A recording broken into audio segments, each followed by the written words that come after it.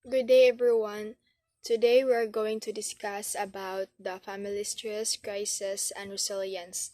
Chapter outline: Defining family stress, crisis, and resilience. What precipitates a family crisis? The cause of family crisis. Family stress, crisis adjustment and adaptation. A theoretical model. Meeting crisis creatively. Crisis, disaster, or opportunity. But first, we are going to discuss the definition of family stress and family crisis. Family stress is a state of tension that arises when demands test or tax sa family's capabilities. So diri dapita mo na mga panghitabo nga bati nga ana dira masukod ang emotional capabilities sa membro sa usa ka pamilya. Next, family crisis, a situation in which the usual behavior patterns are ineffective and new ones are called for immediately. Ang crisis kay either positive or negative ni siya. Crisis involves change. A crisis is turning point with potential for positive effects, negative effects, or both. A crisis at time of relative instability. So diri dapita ang crisis, so namin dyan na sa usa ka pamilya namin gyud na mga kausaban either positive or negative. What precipitates a family crisis? Demands put upon a family stressors cause stress and sometimes precipitate a family crisis. In general, stressors are less difficult to cope up when they are expected, brief, seen as not so serious, and gradually improve over time. Ang stressors kay expected man dyan na siya or kanang makita siya pero dili pa ingon nga kanang kuan ba sa tao kana nga seryoso, and it also improve siya over time. Addition of family member. So dira mas stress jud ba na kung nay maad sa usa ka pamilya like kanang imo barong mama nanganak niya na nagkuan mo nagproblema mo sa financial, so add gyapon na siya sa maka-stress. Next, loss of family member, o sabo na siya. Kung mawala gali or na may mawagtangan nga pamilya, bisan gali og kanang layo ra or relatives sa ninyo kay maka-stress sa baya na niya magproblema sad mo. Nimo to nga tungod sa kanang inana kay magka-conflict dayon kay dala sa emotion. Sudden change in income or social status. Sa karon ba kay kung wala jud ba kanang sakto nga pangita inyong atong samot atong ginikanan kay daghan gid ba daghan gid problema nga maabot pod kay for example nagproblema sa kwarta niya nadala pod sa emotion, so kahit taga-suko kahit kanang hamag niya kanang kuan ba nang madala pod sa gibati mo nang makapagjug away. Ongoing family conflict and daily family hassles. So ongoing family conflict kanang mga away nga kanang kuan gali kanang expected na siya ba nya daily family hassles ka na mga kasagaran natong problema sa mga panimalay. So mo na mga kuan mga stress sa usa ka pamilya. Ambiguous loss, physically absent but still part of the family, o usa sa nadira mo man kasagaran ron nga sa problema sa usa ka pamilya nga like broken family broken family like naghatag ang usa ka partner like support sa mga bata pero wala iyahang presensya. Physically present but emotionally absent. So usasad na kana mga palahubog nga nalagi permi pero ang ilahang kanang kuan ay wala sila feelings ba like dili sila mamati. So mao na pod caring for a dependent or disabled family member kana hassle sad po kay na pero kung imong pamilya tagaan gid mo sila og kanang effort kay wala pud ba na tayo nya kana pong mga kuan mga nag-agad ra pod sa usa ka membro sa pamilya nga dili pa kaya mo barog usa sa nakaproblema. Demoralizing event, job loss, unwanted pregnancy, poverty, homelessness, having one child in foster care, mental illness, criminal prosecution.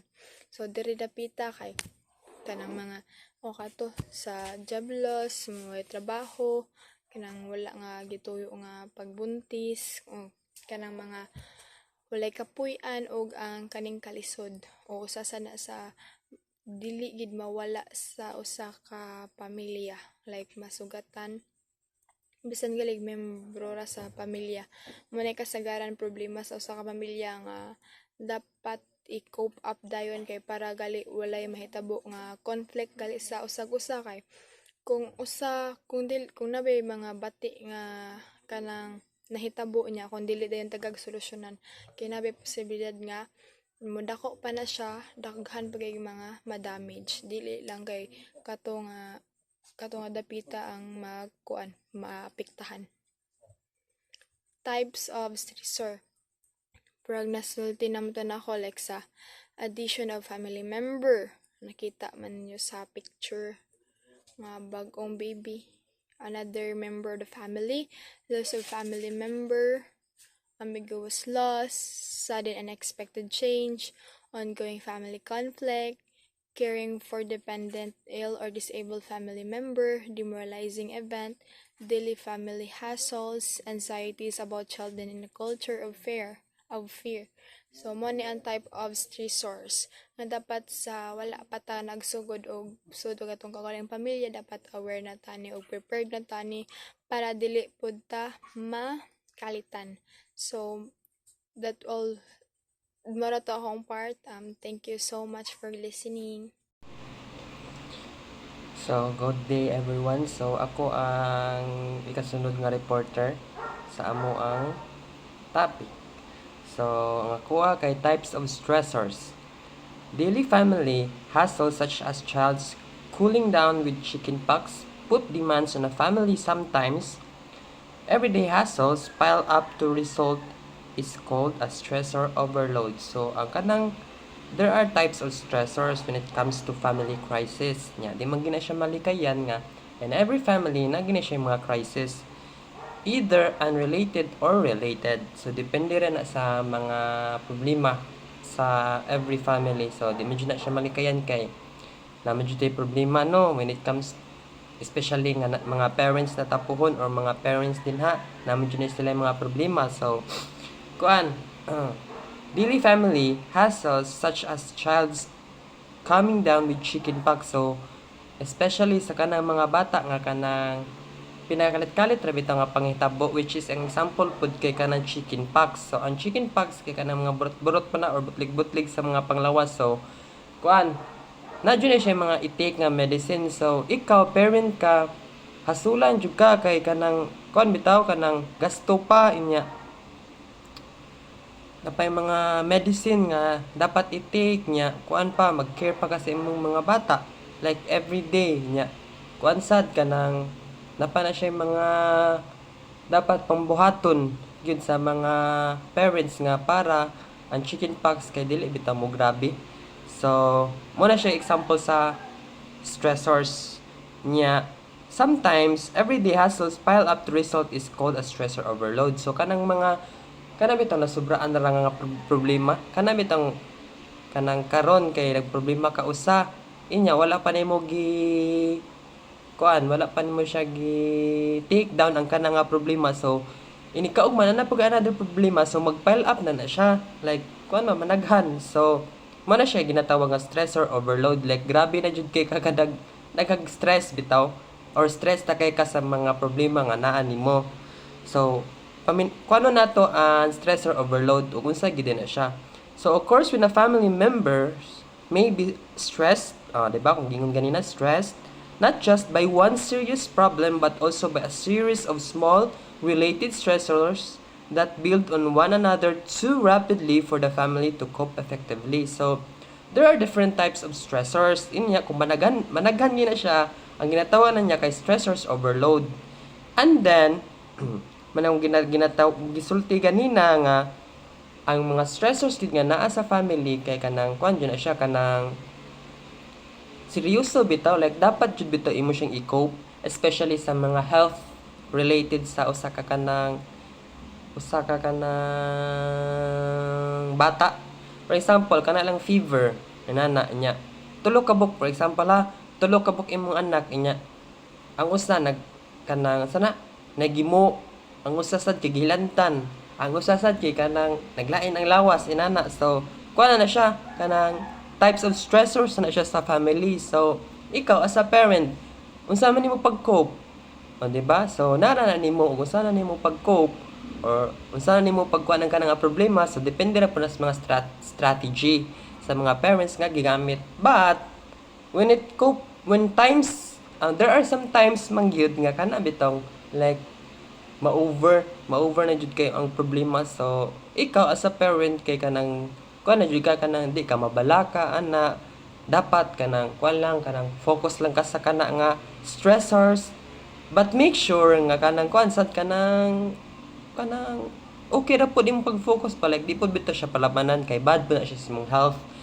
And then kay kanang di ba di man jud na malikayan nga kanang mga problema, no? So samot na ang kaning mga family nga kana bitong kanang butang nila to mga low class or mga middle class nga family. So nana sila yung mga gipang kuan nga problema, gipang face ninya kuan sad kanang sana daghan na sad kay ba, especially kanang when it talks about money, no? So mo na siya ang stressors overload niya, no? Of course na family may be stressed not just by one serious problem but also by a series of small related stressors that build on one another too rapidly for the family to cope effectively.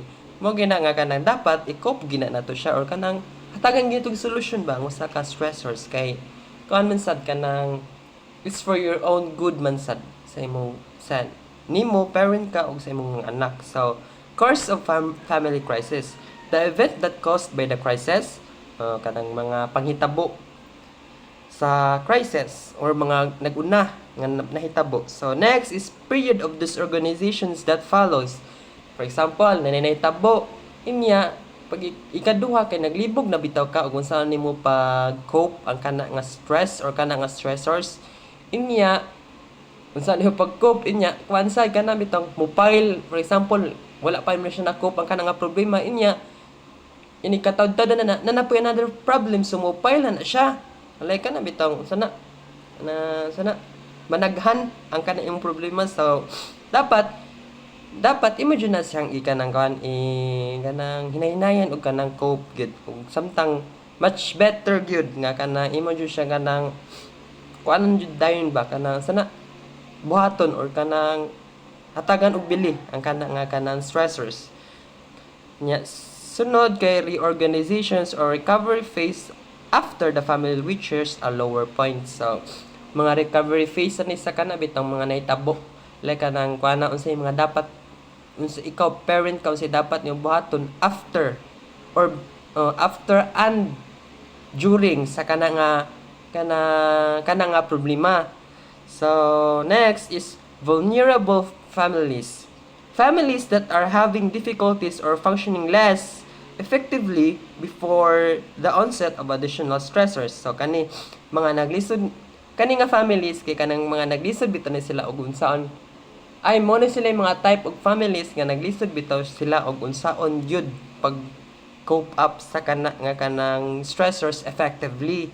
Kay kanang kuano kanang before the onset of additional stressors kanang bitong kanang nagkatong gisulti ganina nga nagproblema na inya nanapoy mo come up sa nanapoy mo problema nga may tabo or kananapoy mo kan bitaw nga problema sana maabot sa imuha or maabot sa kanang actual jud like kanang nanapogay nakagi problema karon nya na maabot dayon nga problema on that time sad. So mo ni siya type sa families nga kana bitang vulnerable ra kaayo, but kon sad kanang sana man yung gingon ganina nga kanang di man jud na malikayan no nga kanang na mga stress or mga family crisis ang usa ka family. So kuan sa gyud kanang dapat kanang ato jud nangatagan jud bitog bili.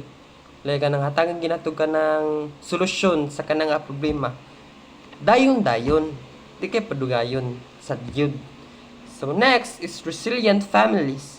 Families that are capable of doing well. So mao ni sila ang mga family nga kana bitaw kanang dili na sila mabalaka kay kibaw naman sila unsa bitay kanang buhaton dayon or unsa bitay dapat or unsa bitay first step buhaton para masolusyonan na ang kana nga problema kay kanang kuan man sad kanang naman sa types of families nga kana bitang mo kuan gid ba kanang kanang di sila ganan bitang nga mo pile up dayon ang ilang kanang nasa problema karon niya mo pile up na pud og another problem sunod-sunod so di sila ganan ana na jud mga family gid nga kanang problema ra gina karon ugma dili ila na ginang wag tangon or solusyonan lagi na nila that day or during that day. So mao ra to ako ang topic and thank you. I hope nga naamoy na learn. So, good day everyone. So, arin to sa ako ang subtopic which is family stress, crisis, adjustment, and adaptation. A theoretical model. So, the ABCX model states that A, the stressor event interacting with B, the family's ability to cope with a crisis. Interacting with C, the family's appraisal of the stressor event produces X, the family stress crisis adjustment. So diri nga kaning ABX model kay nag-explain ni siya or nag-show ni siya kung kanang kung how families experience and giunsa pod sa usa ka pamilya pag respond sa usa ka crisis sa ilang pamilya. So, diri is ang A is nagrepresent ni siya sa kanang stressor event nga kanang the challenges that the family face. Then ang B stands for the family's resource and ability to cope with the crisis. So diri ang B nagstand ni siya kung kanang mga resources sa usa ka pamilya kung unsa ilang mga resources nga makatabang sa ilang nga pag-cope ana nga problem. Then C is about how the family perceives and appraises the stressor event, which can vary based on their beliefs, values, and past experiences. So when A, the stressor event, combines with B, the family's coping resources, and is influenced by the C family. This more. So diri nga model ay nag-highlight ni siya nga sa how mga factors sa usa ka family is maka-influence sa kanang sa dira nga situation. So kung giunsa sa usa ka pamilya pag perceive or pag respond ana nga crisis. So next, the family's tree in asa naman po niya. In the double ABCX model, A becomes A or family pile up. Pile up includes not just the stressor but also previously existing family strains and future hardships induced by the stressor event. So next ari na ta sa family stress, crisis, adjustment, and adaptation appraising the situation. So first bullet, the nature of the stressor, the degree of hardship, or the kind of problem the stressor creates. So diri is importante ni siya nga kanang sabton bitaw kung kanang unsa ang mga factors sa usa ka stress or unsa mga kailailahi biya tag kanang reason nganong na-stress ang usa ka tawo or sa ka pamilya. So diri is importante ni siya nga kanang i-determine sa usa ka pamilya kung unsaon nila pag-respond as ana nga crisis. So the family's previous successful experience in the event crisis. So mo na second bullet. So dira is importante po na siya kanang mga past experience sa usa ka pamilya na kanang aron mahibaw-an nila kung unsaon nila pag handle ana nga kanang crisis, o nana sila kanang knowledge kung unsaon nila unsa ilang mga ways nga maka-cope up ana sila nga situation. Din childhood legacies of adult family members. So dira kanang mga early experiences sa kanang mga adult family members, kanang unsa ilang mga coping mechanism nila. So diri is importante gid nga kanang kahibaw ta unsaon paghandle sa usa ka situation, or unsaon nato paghandle sa ato ang stress, unsaon nato pag respond. So inana ka importante nga makahibaw ta sa mga different factors sa ato ang stress.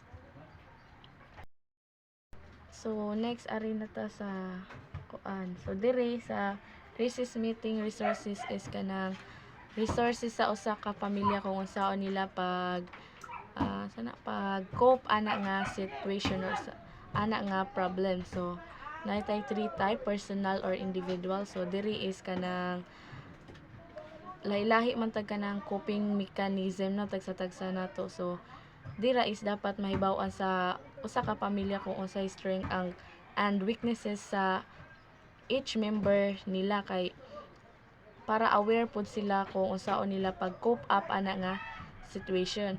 Next is sa kanang family resources. So dira dapat naapoy ka ng usa na support sa usa ka pamilya aron inig-handle ana nila nga situation is dili lang kay sila ra o maka-feel nila nga kanang solo fighting sila ana nga situation. Of course need man pod gina kanang family support kanang kay di ba kung the more the merrier is kanang mas nice man siya, kay para mas handle ninyo pag-ayo ang usa ka situation kung magtinabangay mo tanan. Kay kung mag-inusara ka kay kuan man pud gid kanang murag lisod gisad siya. So as a family is dapat kanang all for one for all gisad pud mo. Then next, community. So community resources, of course, sa pag-cope up sa kanang sa ana nga situation, of course manginahanglan man pud gitag tabang sa atong community, like sa kanang like kanang mga organization or kanang mga services. Kay kanang like example kamon mo kanang usa mo ka pamilya is kanang nagproblema na mo din kanang mura bitaw kanang need na mo kanang sana kanang patambalan ba kanang therapy, kay kanang okay dili kay kung moingon tag stress is dili ra ba gina siya as in sayon. So through anang sa community resources is makatabang po na sila ato like mag-advise, like ipakuan baka dira sana kanang sa mental health ba, kay ila man pud kang advisean kung unsay mga need nimo dira nga buhaton, ug unsay need nimo nga kanang dili ay sana or angay nimong mga likayan. Kay sa pag cope up man gud ani nga stress is kanang dili siya sayon. So maura to. So maura tong ako then mo to importante gid siya nga kanang when times nga kanang maka-face na kag stress is kanang always remember nga kanang dapat dili ka mag-inusara, dapat kanang imo pong i-share sa usa ka tawo nga kanang trusted person nimo nga kanang dili pud ipanabi sa imo nga kanang someone you can lean on. Kay kung mo face kag usa ka stress is dili man jud na siya sayon kanang maka-affect man na siya sa ato ang mental health. So importante na siya nga kanang dapat kahibaw ka kung unsaon nimo pag cope up ana nga stress. So mora to ako I hope you learn something. Thank you. Hi everyone, good evening. So my topic is crisis meeting resources. So the family's crisis meeting capabilities, resources, and coping behaviors institute its ability to prevent a stressor from creating severe disharmony or disruption. There are three types of crisis meeting resources: the personal or individual, the family, and the community. So meeting crisis creatively It has the positive outlook, spiritual values, and support groups, open, supportive communication, adaptability, informal social support, extended family, and community resources. So, first, let's tackle about extended family. So, many, although not all, turn to their extended family for social support in times of stress. This may be less true the researchers once thought, but kin may provide emotional support, monetary support, and practical help. So, unsa man nilang extended family? O kanang mga kasi na to, mga auntie, mga tita na mo na to nga extended family. So issues for thought when a parent is in a prison. More than 2 million children have a parent who is in jail or prison. More and more, policy makers have realized that disrupted family ties have a severe and negative impact on the next generation. Consequently, a number of correctional systems have developed visitation programs to facilitate parent-child contact. So having a family member in prison or jail is a crisis a small but growing number of families face today. Can you think of any possible positive effects in this case? What community support might help? What might be some alternatives to incarcerating parents who have been actively involved in raising their children? So, crisis, disaster, or opportunity. A family crisis is a turning point to the course of family living that requires members to change how they have been thinking and acting. Although we cannot control the occurrence of many crises, we can decide how to cope with them. Most crises have potential for positive as well as negative effects. So let's move on to the happy stressors. It's important to remember that not all stressors are unhappy ones. Happy events such as moving into a new house can be family stressor too. So moro to akong topic guys. Thank you.